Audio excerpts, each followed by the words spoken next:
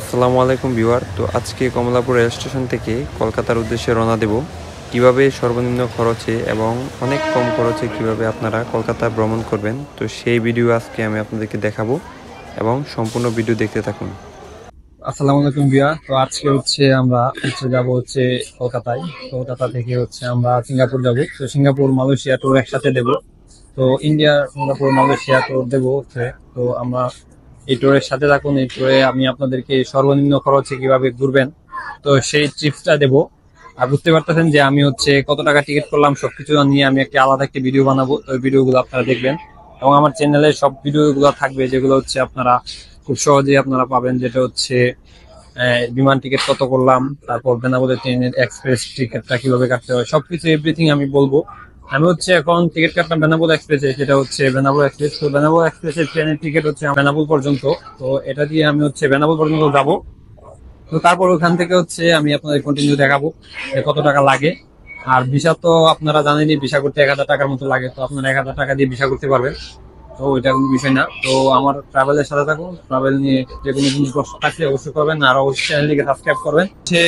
আমার গবগিতে তো দেখতে পাচ্ছেন, এটা গবগি। তো এখন ট্রেন ছাড়ার সময় হয়ে গেছে। তো দেখতে পাচ্ছেন সব মানুষ প্রায় ট্রেনে উঠে গেছে। তো এখন আমরা ট্রেনে উঠছি। দেখতে পাচ্ছেন আমার ট্রেন। ভাই গাড়িতে ভিডিও করার সম্ভব নিতে পারবেন না? ঠিক আছে, তো আমরা গাড়িতে ভিডিও করবো। তো বসে যাবো। ট্রেনে ভিডিও করতে মানা করায় তাই ভিডিও করলাম না।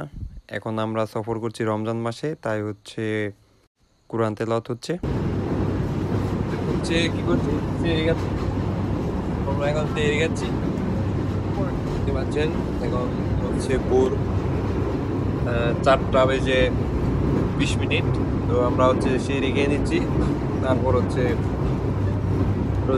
রমজান মাস, তো সেই জন্য আমরা ট্রেনে ইফতার করতে সেহরি করতে হবে। সেহরির কোনো সুযোগ নেই, ট্রেন যেহেতু এখনো চলমান। তো আমরা সেহরি করে এখন ভোর হয়ে গেল। তো ভোরে আমরা চলে আসলাম প্রায় বেনাপোলের কাছাকাছি। তো আমি যদি আপনার সকালের যেই দৃশ্যটা ওইটা যদি আমি আপনাদেরকে দেখাই, তো দেখুন যে সকালের দৃশ্যটা আসলে কীরকম দেখাই। আসলে এখানে বাতাসটা অনেক ঠান্ডা এবং অনেক আরামদায়ক একটি পরিবেশ, এবং আপনার দেখতে খুবই ভালো লাগবে তো এই সময়টা। তো দেখতে দেখতে চলে আসলাম বেনাপোলে। তো বেনাপোলে আসার পর ট্রেন খালি। তো বুঝতে পারতেছেন শেষ স্টেশন, তো এই জন্য আসলে সবাই নেমে গেল। তো আমিও নামবো এখন ট্রেন থেকে। তো ট্রেনে নেমে চলেন আপনাদেরকে বেনাপোল স্টেশনটা দেখাই।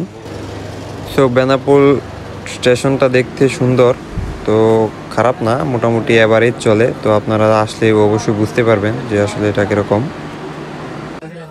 দেখতে পাচ্ছেন চলে আসলাম বেনাপোলে। তো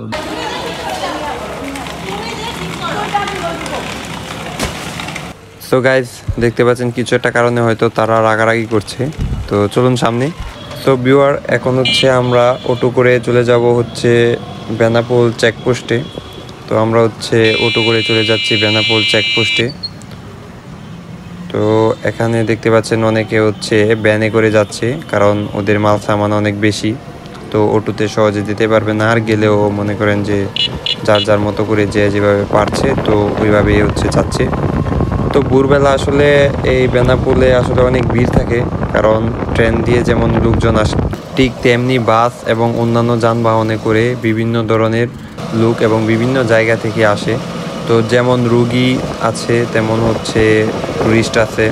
তো অনেকে অনেক কাজে এখানে আসে আর ইন্ডিয়া ভ্রমণ করে। দেখতে পাচ্ছেন অলরেডি চলে আসলাম বেনাপোল চেকপোস্টে। তো এখন চেকপোস্টে আমরা ঢুকবো এবং আমাদের যে সব ডকুমেন্টস দরকার তো ওইগুলো এখান থেকে করে নেব। তো আমাদের যেগুলো দরকার তো সেগুলো দেখেন। তো এখানে ট্রাভেল ট্যাক্স এবং পোর্ট ট্যাক্স কাটতে হবে। তো এখানে আমাদের খরচ হবে 1000 টাকা। তো 1000 টাকা দিলে আপনাদেরকে ট্রাভেল ট্যাক্স এবং পোর্ট ট্যাক্স দিয়ে দিবে। তো ওই দুইটা নিয়ে আপনারা চলে যাবেন ইমিগ্রেশনে। তো ইমিগ্রেশন শেষ করে আমরা চললাম সামনের দিকে।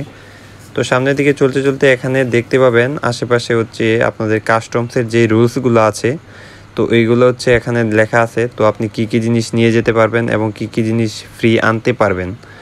তো কোনগুলা আনলে এবং কোনগুলা নিলে আপনাদের কোনো এক্সট্রা কোনো ট্যাক্স বা ব্যাট দেওয়া লাগবে না। তো ওইগুলা হচ্ছে আপনারা এখান থেকে দেখে নেবেন। তো যারা হচ্ছে ভ্রমণ করবেন তো তারা অবশ্যই এই বিষয়টা খেয়াল রাখবেন। দেখতে পাচ্ছেন যে বেনাপোলে কি পরিমাণ ভিড়। বাংলাদেশ ইমিগ্রেশন শেষ করার পর আপনারা হচ্ছে এইভাবে লাইনে দাঁড়াতে হবে অনেকক্ষণ।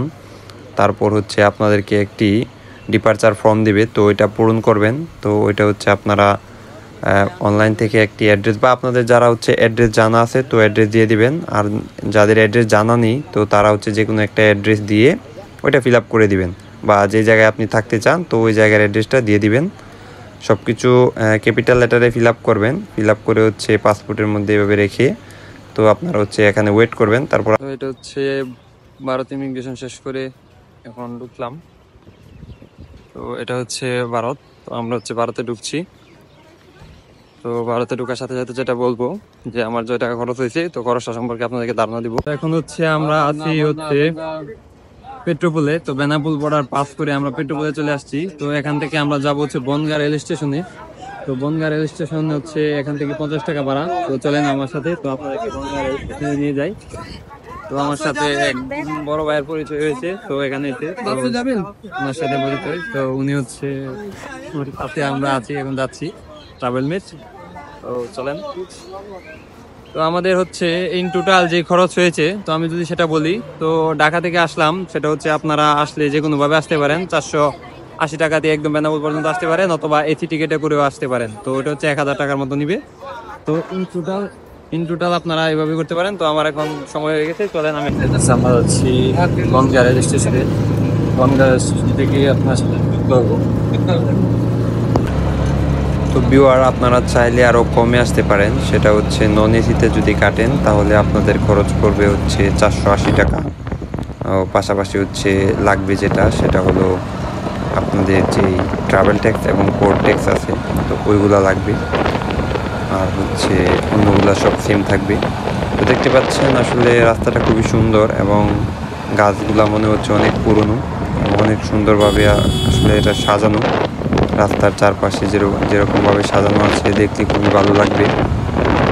আর হচ্ছে এখানকার রাস্তাঘাট আসলে খুবই পরিষ্কার বলা চলে, কারণ হচ্ছে যতটুকু রাস্তা যাবেন এতটুকু পরিষ্কারই দেখা যাবে আশেপাশে, এবং গাছগুলো আসলে অন্যরকম।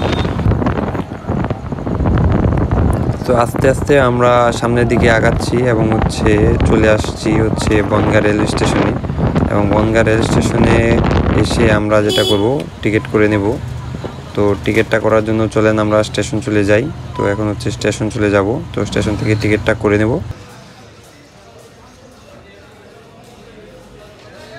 এটা হচ্ছে Bangaon rail station. Bangaon rail station আমরা টিকিট করব, চলেন আমরা টিকিট করি। তো ভিউয়ার এখন থেকে সব কিছু রুপিতে হিসাব হবে, তো আমি টাকাই বলবো, আপনারা রুপি হিসাবে নিয়ে দেবেন। তো আমরা 20 টাকা দিয়ে দিলাম। এখন হচ্ছে আমাদের টিকিটটা প্রিন্ট হচ্ছে, তো প্রিন্ট হওয়ার পর হচ্ছে আমরা টিকিটটা নেব। তো দেখছেন টিকিটটা নিয়ে নিলাম, তো টিকিটটা 20 টাকা নিল। তো এখন হচ্ছে বনগাঁ রেল স্টেশন থেকে আমরা হচ্ছে চলে যাব একদম শিয়ালদা রেল স্টেশন। তো এখানে চার্ট লেখা আছে, তো ট্রেনের শিডিউল। তো দেখতে পাচ্ছেন ভিউয়ার, তো আমরা হচ্ছে এখন বনগাঁ রেল স্টেশনে আছি। তো টিকিট করলাম, 20 টাকা নিল। আর বনগাঁ আসা পর্যন্ত, বেনাপোল থেকে বনগাঁ আসা পর্যন্ত 50 রুপি নিল।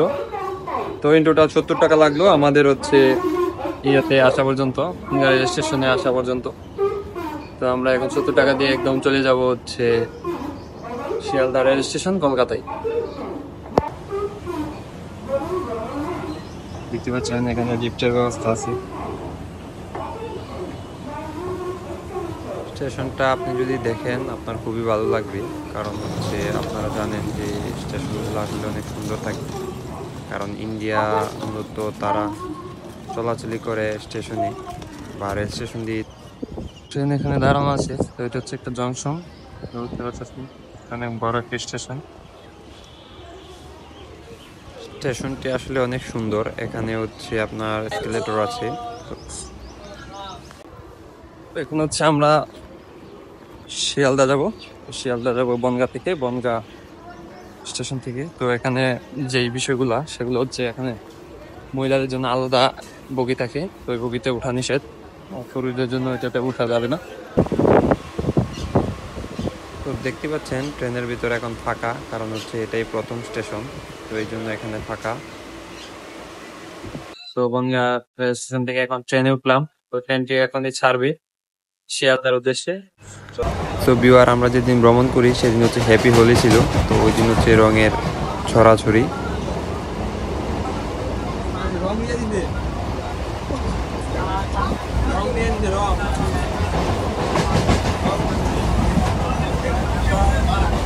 তো দেখতে পাচ্ছেন তারা হচ্ছে রং দিয়ে হচ্ছে ট্রেনে হচ্ছে ডিল মারে। তো ওই রং মেরে জায়গায় দেখতে পাচ্ছেন যে রঙের কি অবস্থা, এবং জানালা দিয়ে সব রং দেখতে পাচ্ছেন যে কি পরিমাণ এটা করে। চলে আসলাম শিয়ালদাতে। শিয়ালদার আমরা চলে যাবো হচ্ছে কলকাতা মার্কেট।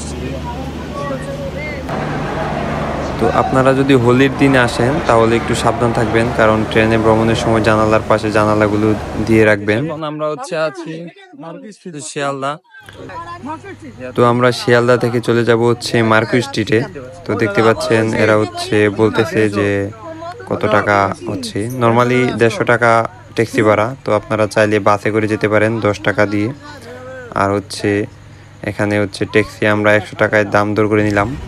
मार्कोल स्टेट जब वो सब 150 रुपया दे, अब तो पैसा 100 रुपया हम लोग जाता है बहुत कम भाड़ा हम जाते हैं, लेकिन सब 150 रुपया देता है। 100 में जाता है। वही ना, हम तो जाता है नहीं था क्या, वो इसलिए बोलेगा 100। ভিউয়ার, ট্যাক্সি ড্রাইভার বলতেছে যে সবাই তো যাচ্ছে হচ্ছে 150 টাকা দিয়ে, তো আপনারা 100 টাকা দিয়ে যাচ্ছেন, এটা তো অনেক কম। তো এগুলাই বলতেছে। তো আমরাও বললাম যে 100 টাকা দিয়ে এর আগে অনেকেই গেছে, বা আমরা এর আগে গিয়েছিলাম, তো এরকম তথ্য ওনাকে দিলাম। তো আমরা হচ্ছে মার্কুই স্ট্রিটে যাচ্ছি। তো মার্কুই স্ট্রিটে আপনারা আশেপাশে, নিউ মার্কেটের আশেপাশে তো অনেক রুম পেয়ে যাবেন। খুব কম খরচে আপনারা রুমে থাকতে পারবেন, বা ওইখানে বাংলাদেশি যারা আছে তো তাদের জন্য হচ্ছে ওইখানে ভালো, কারণ খাবার দাবার সব কিছু একদম হাতের কাছেই পাওয়া যায়, এবং আপনারা মানে খুব সুন্দরভাবে থাকতে পারবেন, হাতের কাছে সব কিছু পাবেন, খাবার থেকে জিনিসপত্র এভরিথিং। দেখতে পাচ্ছেন এটা হচ্ছে সিঙ্গেল রুম। তো একটা বেড আছে, তো এখানে কাপড় লাগার হ্যাঙ্গার আছে, লাইট, তো ফ্যান, পুরা এদিকে চকেট, এদিকে লাগার মতো জায়গা আছে। তো সিঙ্গেল রুম, কমের মধ্যে যতটুকু মিলে আর কি। তো এই যে দেখতে পাচ্ছেন দরজা, এটা হচ্ছে বাথরুম। তো দেখতে পাচ্ছেন এটাই হলো single room, normal single room. মাত্র 350 টাকা নিল। তো ইন টোটাল আমার খরচ হলো 350 টাকা। তো দেখতে পাচ্ছেন এটা হচ্ছে সিঙ্গেল রুম। তো এইভাবে থাকতে পারবেন। তো আমি হচ্ছে পরের কোনো ব্লগে আপনাদের খাবার দাবার এবং এভরিথিং দেখাবো, তো দেখতে থাকুন। তো এখনো সাবস্ক্রাইব করে না থাকতে সাবস্ক্রাইব করে দিবেন, ধন্যবাদ। এখন নিউ মার্কেটের সামনে আছি। তো আজকে হচ্ছে 25শে মার্চ, তো হ্যাপি হোলি। এটা হচ্ছে ইন্ডিয়ায় সব বন্ধ, তো আজকে নিউ মার্কেট বন্ধ, কিন্তু তার আশেপাশের এরিয়াতে আপনার ব্যবসা বাণিজ্য শুরু হয়ে গেছে। তো এটা যদি আপনি দেখেন, আমি আপনাদেরকে যদি দেখাই, তো এটা হচ্ছে এক সাইড নিউ মার্কেটের পাশে। তো এই মার্কেটটা খুবই জনপ্রিয়, এবং মহিলাদের জন্য এটা খুবই জনপ্রিয়, এবং এই সাইডটাও আছে। তো দুটো সাইডে এখন ভালো পরিমাণ মানুষ আছে।